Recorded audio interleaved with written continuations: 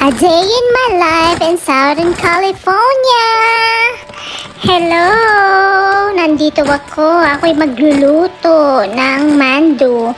Nabili ko to sa Costco eh. Nagugutom si Josawa at ang aking Junakis. Kaya magluluto tayo. Masarap yan. Masarap yan. Tapos isa kasaw-saw sa may toyo na may kalamansi. Like yung parang chili sauce. Ganun. Luto tayo ah. Ang sarap nito. Madali lang lutuin to. Peri-perito lang. Pwede rin i-steam. Kaya halika na. Maghanda tayo. Maghanda tayo ng ating lulutuin. 2 bag to pero nabawasan ng isa. O halika na at magpainit na tayo ng kawali. Ayan, nilagyan ko na ng mantika ang kawali. Painitan lang natin. Dapat yung ano nito, medium high lang. Yung hindi masyadong malakas yung apoy niya ba. Para hindi masunog. Ayan, nilagay ko na yung mando. Mando ang tawag nila dito sa Korean. Parang dumpling sa atin pero mando sa kanila. Bulgogi mando. Ayan. Mag-ingat tayo. Ang ayoko lang dyan kasi yung tumatalsik eh. Kaya parang ayoko talaga na nagpipirito pero wala tayong choice. Tayo ay ang may bahay. Kaya kailangan magluto tayo para sa ating mga pamilya. Ayan, mekos-mekos lang yan. Halo-halo. Ayan, takpan natin. Para hindi magtalsikan ng mantika. Ayan, medyo nag-brown-brown na siya. Parang nasunog pa yata. Kasi may ginawa yata ako dyan. Alam mo naman, pag nag-check ng phone, minsan nakakalimutan yung ginagawa. Ayan, binaliktad ko na. Maya-maya lang konti hahanguin ko na yan. Unang batch yan, subok muna. Pero dapat pala mas mahina pa rin yung apoy para hindi masunog ang pagpirito ng mando na yan. Ng ating dumpling. Korean dumpling mando. Oh, ayan, hinahanguin ko na rin yan. Ayan, eto yung second batch na to eh. Maglalagay ako uli. Yung unang batch, ayun na, kinain na ni Josawa. Kaya eto, pangalawa naman, eto naman para sa bunso ko. Ayan, binibilang ko kasi gusto niya daw 10 pieces. 10 pieces daw yung kakainin niya. Kaya, pero sa totoo lang, hindi niya talaga naubos yung 10 pieces. 9 pieces lang kinain niya. Tinara niya pa yung isa. Ayan, ako, ayan na nga. Ayan o, pa isa-isa kasi yung mantika tumatalsik siya.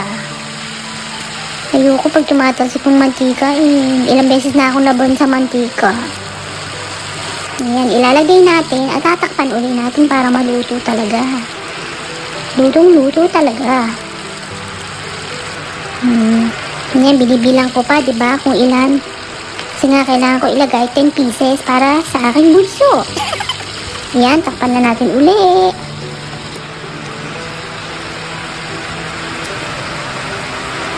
O, ayan, pagkalipas ng ilang minuto, ayan. O, binaliktad ko na uli, o. Ayan na yan. Pangalawang batch, luto na. Hanguin ko na rin yan para makakain ang aking bunso. Ayan, luto na siya. Lalagay ko na sa kanyang plate. Para handa na siyang kumain. Yan, dahan-dahan lang sa apoy para hindi masunog talaga. Kasi galing yan sa freezer eh. Alam niyo naman. Parang may tubig-tubig pa.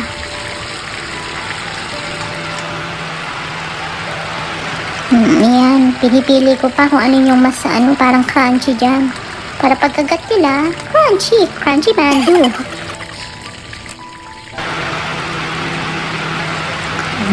Hininaan ko na yung apoy niyan. Hanguin ko na siya. Nakakagutom talaga. Pag yan ang kanain nyo, mapapadouble kayo. Hindi nyo mamamalayan kung ilan ang nakain nyo. Namiss ko kasi, minapanood kasi ako kanini.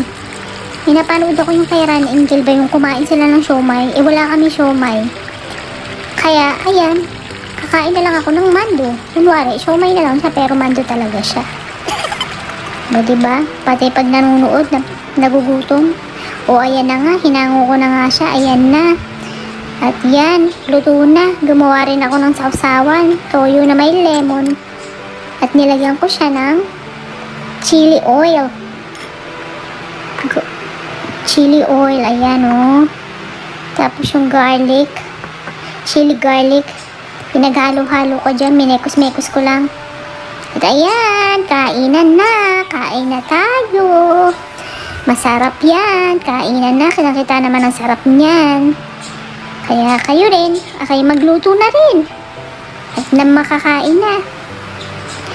Paano ba yan? Sa susunod uli. Maraming salamat sa pagpapanood. Kain na tayo. Bye-bye. See you again. Thank you.